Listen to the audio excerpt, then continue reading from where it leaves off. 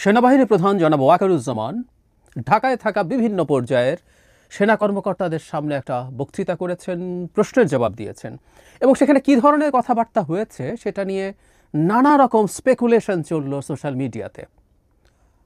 দুরকম বক্তব্য পাওয়া গেছে। ইনফ্যাক্ট শেষ পর্যন্ত আমরা মেইন স্ট্রিম মিডিয়াতে বেশ রাতে যখন আসলো সেটাই যে ধরনের বক্তব্য তার সাথে অ্যালাইন্ড বক্তব্য পাওয়া গেছে। আবার কেউ কেউ সেটাকে তুড়ি মেরে উড়িয়ে দিতে চেয়েছিলেন, এরকমও আছেন। খুবই ইনফ্লুয়েন্সিয়াল লোকজন, ইনফ্লুয়েন্সিয়াল সোশ্যাল মিডিয়া ইনফ্লুয়েন্সার্স, তারা তুড়ি মেরে উড়িয়ে দিতে চেয়েছেন। কিন্তু শেষ পর্যন্ত তার বক্তব্য সামনে আসলো এবং এই মুহূর্তে বাংলাদেশে সবচেয়ে আলোচিত যে ইস্যুগুলো আছে প্রত্যেকটাকেই তিনি অ্যাড্রেস করেছেন। বলা বাহুল্য তার এই বক্তব্যে সরকারের সাথে তার বেশ দ্বিমত দেখা যাচ্ছে এবং একটা ইস্যুতে সরাসরি প্রধান উপদেষ্টা ডক্টর ইউনূসের সাথে তার দ্বিমত আছে। এখন এগুলোকে দিয়ে অনেকে নানান রকম রং চড়ানোর চেষ্টা করবেন আবার, এবং ওই যে বললাম প্রায় প্রতি রাতে কুয়ের কথাবার্তা, মানে মিলিটারি কু অথবা সেনাপ্রধানকে সরিয়ে ফেলা হবে, এসব আলাপ মাঠে ছাড়া হয়, এসব গুজব মাঠে ছাড়া হয়, সেগুলো আবার হয়তো বেড়ে উঠবে। আমরা খেয়াল করব বাংলাদেশের কিছু লোক যেমন এগুলো করছে, ভারতীয়রাও এটা করছে, প্রচুর করছে। যাই হোক, আমরা জনাব ওয়াকারুজ্জামানের বক্তব্য অ্যানালাইজ করতে চাই, খুঁটিনাটিভাবেই করতে চাই, এবং এটার কি টেক অ্যাওয়ে কি আমরা শেষে এটা নিয়ে কথা বলবো। নির্বাচন নিয়ে খুব স্পষ্ট কথা আছে। আমি নির্বাচন যেহেতু সবচেয়ে গুরুত্বপূর্ণ ইস্যু, আমি সেটা নিয়ে শেষে কথা বলি। এর মধ্যে খুবই গুরুত্বপূর্ণ ইস্যু করিডোর নিয়ে কথা বলেছেন তিনি। বলছেন, একটা প্রশ্ন করা হয়েছে, তার জবাবে তিনি বলছেন রাখাইন রাজ্যে মানবিক করিডোর বিষয়ে সিদ্ধান্ত একটি নির্বাচিত সরকার থেকেই আসতে হবে এবং তা বৈধ প্রক্রিয়া অনুসরণ করেই হতে হবে। এখানে জাতীয় স্বার্থ দেখতে হবে, যা করার জাতীয় স্বার্থ রক্ষা করেই করতে হবে। যাই করা হোক না কেন পলিটিক্যাল কনসেনসাসের মাধ্যমে সেটা করতে হবে। তাহলে দুটো ইস্যু, যেটা পলিটিক্যাল কনসেনসাসের কথা এখনই হচ্ছিল, যে এই ডক্টর ইউনূস সরকার এটা যে নিজে থেকে দিতে চেয়েছে। প্রসঙ্গত একই দিন গতকাল high representative, national security adviser এবং ডিফেন্স মিনিস্ট্রির চালাতে প্রধান উপদেষ্টাকে সাহায্য করা ডক্টর খলিলুর রহমান আবার সাংবাদিকদের সামনে এসেছেন এবং মিথ্যাচার করেছেন। আমি মিথ্যাচার শব্দটা বলছি। এখনও তিনি ভাষার মার প্যাঁচ করছেন এবং আমাদের সবাইকে বোকা ঠাউরাচ্ছেন। আমি ওনার বক্তব্য নিয়ে দ্রুতই ভিডিও করে দেখাবো। তিনি আবারও আমাদেরকে স্টুপিড মনে করছেন। সরি, আমরা এত স্টুপিড না। যাই হোক, এখানে এই সরকারের এটা করার এখতিয়ার আছে বা করা উচিত আছে, এটাও তিনি মনে করেন না। একটা নির্বাচিত সরকারে করা উচিত, এবং সেই নির্বাচিত সরকারের ক্ষেত্রেও তিনি বলছেন যে একটা ন্যাশনাল বা পলিটিক্যাল কনসেনসাসের মাধ্যমে, এখন তো বটেই, সে সময়ে হতে পারে। সুতরাং করিডোর নিয়ে যে ধরনের কথাবার্তা হচ্ছিল, দিনের শেষে এখানে আমাদের military involvement is very important. তাদের দিক থেকে খুব শক্ত একটা বার্তা সরকারের কাউকে, আমি ঠিক জানি না প্রধান উপদেষ্টা এই ব্যাপারটা কতটা চেয়েছেন, কিন্তু ডক্টর খলিলের যে ভীষণ আগ্রহ আছে এটা আমরা বুঝতে পারি বা ধারণা করতে পারি। প্রেস সচিবও খুবই ডিফেন্ড করেছিলেন এবং এক অর্থে তারা পররাষ্ট্র উপদেষ্টাকে ভিলেন বানানোর চেষ্টা করেছেন। এটাও অত্যন্ত মিথ্যা, অন্যায়ভাবে করছেন। যাই হোক, খুবই গুরুত্বপূর্ণ একটা বার্তা আছে মব ভায়োলেন্স নিয়ে। আমি আসব। বন্দর প্রসঙ্গে তিনি বলছেন, বিদেশিদের হাতে দেয়া নিয়েও কথা বলেছেন। প্রশ্ন করা হয়েছিল তাকে, তিনি জবাব দিচ্ছেন এভাবে, এখানে স্থানীয় মানুষ ও রাজনৈতিক নেতাদের মতামত প্রয়োজন হবে, রাজনৈতিক সরকারের মাধ্যমে এ ধরনের সিদ্ধান্ত নেওয়া উচিত। এই একটা জায়গায় ডক্টর ইউনূসের সাথে তার একদম সরাসরি বৈপরীত্য আছে। আমরা যখন প্রধান উপদেষ্টা চিটাগং গেলেন, চিটাগং ইউনিভার্সিটির সমাবর্তনে, সেখানেই তিনি চট্টগ্রাম বন্দরে গেছেন এবং বন্দর কেন বিদেশিদের দিয়ে দেওয়া উচিত পরিচালনার জন্য বেশ দীর্ঘই বলবো, একটা বক্তৃতা করেছেন, মোটিভেশনাল স্পিচ, এক্সেজারেটেড, কিন্তু দারুণ স্বপ্ন এবং আশা তিনি দেখিয়েছেন। এটা তিনি অসাধারণভাবে করতে পারেন। He is a magician in that area. So এটা একেবারে যে তার নিজস্ব চিন্তা, তার নিজস্ব ড্রিম, সেখানে বলছেন যে সবার সাথে কথা বলতে হবে, কিন্তু এটাও সেনাপ্রধান মনে করেন যে রাজনৈতিক সরকারের মাধ্যমে, এটা রাজনৈতিক সরকার না, রাজনৈতিক সরকারের মাধ্যমে এটা হওয়া দরকার। সংস্কার প্রসঙ্গে তিনি বলছেন কি হচ্ছে, কীভাবে হচ্ছে, এই বিষয়ে তার কিছু জানা নেই, তার সাথে আলোচনা করা হয় নাই। তিনি সবাইকে ধন্যবাদ দিয়েছেন এবং শেষে এসে বলছেন অন্তর্বর্তী সরকারকে আমরা সহযোগিতা করছি, সহযোগিতা করে যাব। এখানেও সে আবার একই ব্যাপার, এটা নিয়েও কথা বলবো।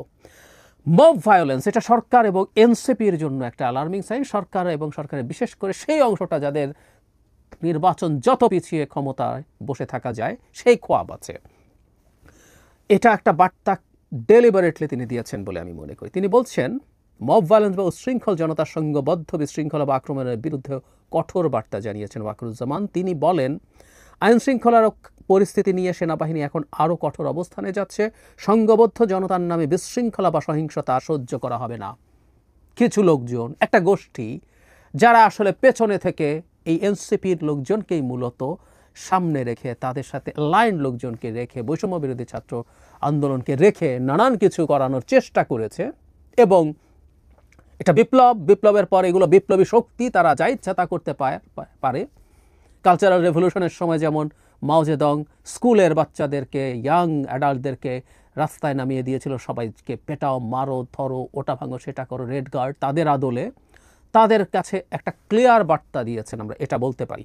কারণ সম্প্রতি এই যে হান্নান মাসুদ যাদেরকে ছাড়িয়ে আনতে গেলেন, হাক্কানি পাবলিশার্স নিয়ে যা হয়েছে, এটা একটা গুরুত্বপূর্ণ বার্তা। বাংলাদেশ নির্বাচনের দিকে যত যেতে থাকবে, দেশের ল অ্যান্ড অর্ডার ঠিকঠাক হওয়ার জন্য এটা দরকার। এবং এটা কেন গুরুত্বপূর্ণ?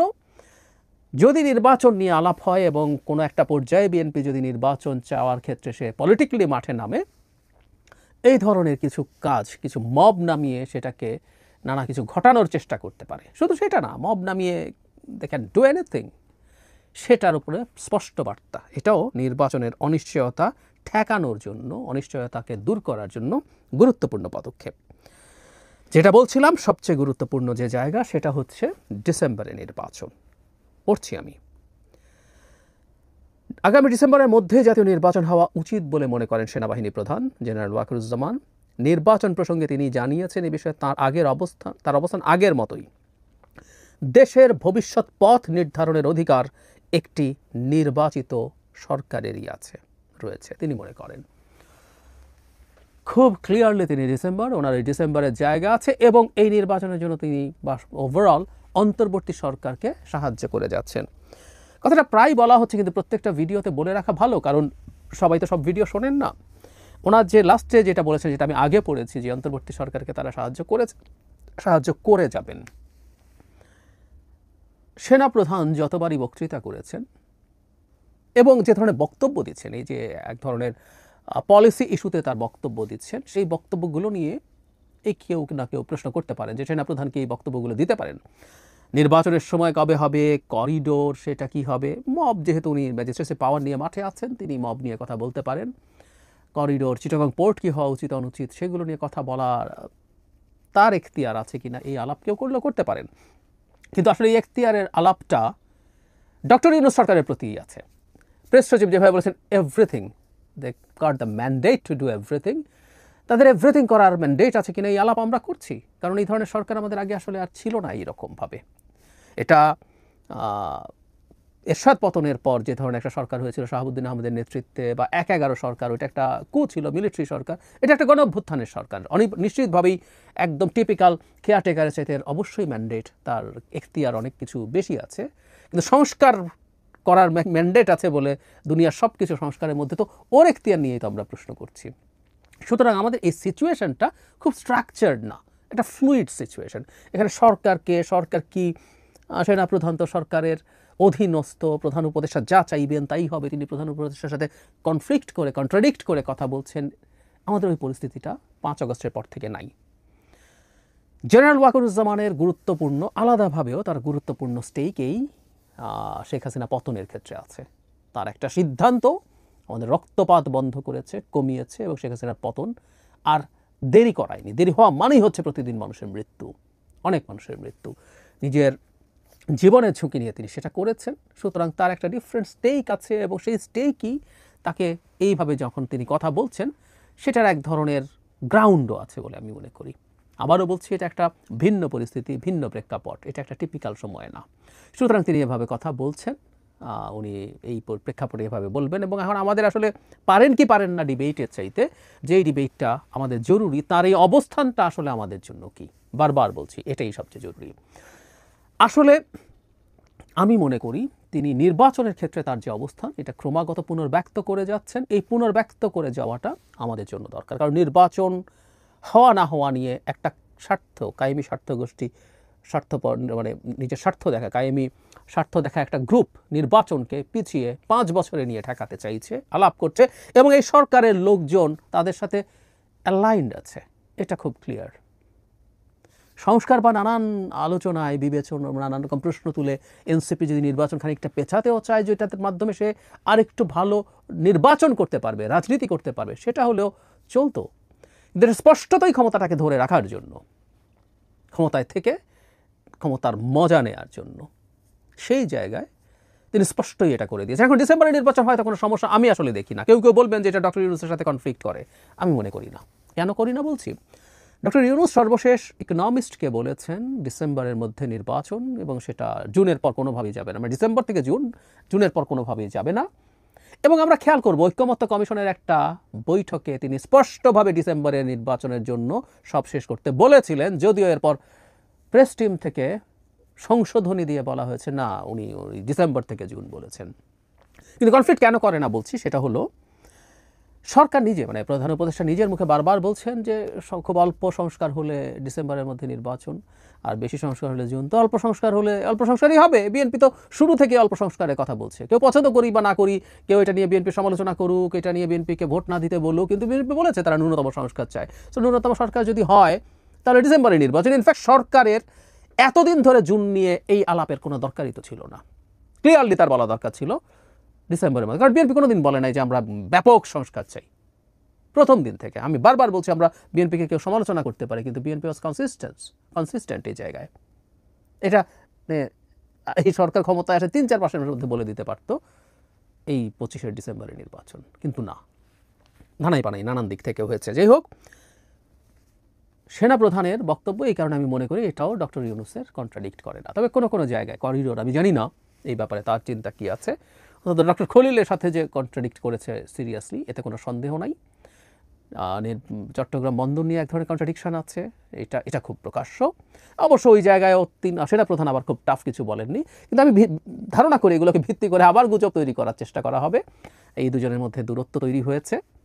এই দূরত্ব তৈরি হয়েছে বলে হঠাৎ করে প্রতি রাতে আবার দুটোর একটা, আইদার সেনাপ্রধানকে সরিয়ে ফেলা হচ্ছে, ওখানে আর কাউকে বসানো হচ্ছে, অথবা সেনাপ্রধান ডক্টর ইউনূসকে সরিয়ে ফেলে সেনা অভ্যুত্থান করছেন। এই সব চলতে থাকবে। আমি মনে করি আমাদের অন্তত সতর্ক থাকা দরকার। প্রায় বলছি, we should be careful, we must be careful. আমাদের এই ট্রানজিশনাল সময়টাতে সেনাপ্রধান যে এইভাবে আছেন, যা করছেন, আমাদের তার সমর্থনে থাকা দরকার, কারণ তিনি গণতান্ত্রিক ট্রান্সফরমেশনের পক্ষে কথা বলছেন। তার বিরুদ্ধে কিছু অভিযোগ, তিনি এটা করেননি কেন, ওটা করেননি কেন, কিছু কিছু ক্ষেত্রে এইসব অভিযোগের গ্রাউন্ডও আছে। কিন্তু একটা স্টেট যখন গণঅভ্যুত্থান পরবর্তী সময় একেবারে ধ্বংসপ্রাপ্ত একটা স্ট্রাকচারের মধ্যে ছিল, সেখানে কিছু ভুলভ্রান্তি, কিছু সমস্যা থাকতেই পারে। এখন আমরা সামনে এগিয়ে যাওয়ার ক্ষেত্রে যে ব্যাপারটা দাঁড়ায়, সেটা ক্লিয়ার হতে হবে। বটম লাইন হচ্ছে, আমি মনে করি, আমি এর আগেও একটা ভিডিওতে বলেছি, প্রধান উপদেষ্টা এবং সেনাপ্রধান আমাদের এই মুহূর্তে সবচেয়ে গুরুত্বপূর্ণ দায়িত্বে থাকা দুজন মানুষ। দুজনকে আমরা অন্তত নির্বাচনের পক্ষে, নির্বাচনের সময়সীমা নিয়ে মোটামুটি অ্যালাইন্ড অবস্থায় দেখছি। তারা তাদের এই জিনিসগুলো ঠিকঠাক করবেন। তাদের সলিডারিটি, তাদের মধ্যে যে কোনো খুব বেশি দূরত্ব নেই, তাদের মধ্যে যে সমস্যা নেই, সেটা জনগণের সামনে একটু দেখাবেন। কারণ আমি গত ভিডিওতেই বলেছি যে ক্রমাগত এই গুজবগুলো চলতে চলতে চলতে চলতে ইন্ডিয়ান মিডিয়াতে বা কিছু ব্যক্তি আছেন দেশের বাইরে থেকে, ক্রমাগত প্রতিদিন প্রতি রাতে এগুলো করতে করতে মানুষের কাছেও কিছু না কিছু ট্র্যাকশন তৈরি হয়। সচেতন মানুষ এগুলো খানিকটা বিশ্বাস করতে চেষ্টা করেন। সেনাপ্রধানের বক্তব্যের পরেই প্রবণতা বাড়তে পারে। ডক্টর ইউনূসকে অ্যাক্টিভ রোল প্লে করতে হবে। আমি মনে করি তাকে কে গিয়ে কি বোঝাতো সেগুলো না বুঝে নিজে তিনি যাতে প্রোঅ্যাক্টিভলি সিদ্ধান্ত নেন। আমাদের এই ক্রান্তি লগ্নে এটা খুবই জরুরি, এবং আমরা চাই আমাদের এই খুবই গুরুত্বপূর্ণ দুজন মানুষ, প্রধান উপদেষ্টা এবং সেনাপ্রধান, তারা একসাথে এই দেশকে গণতান্ত্রিক ট্রান্সফরমেশনের দিকে নিয়ে যাচ্ছেন, সেটা জনগণ দেখবে।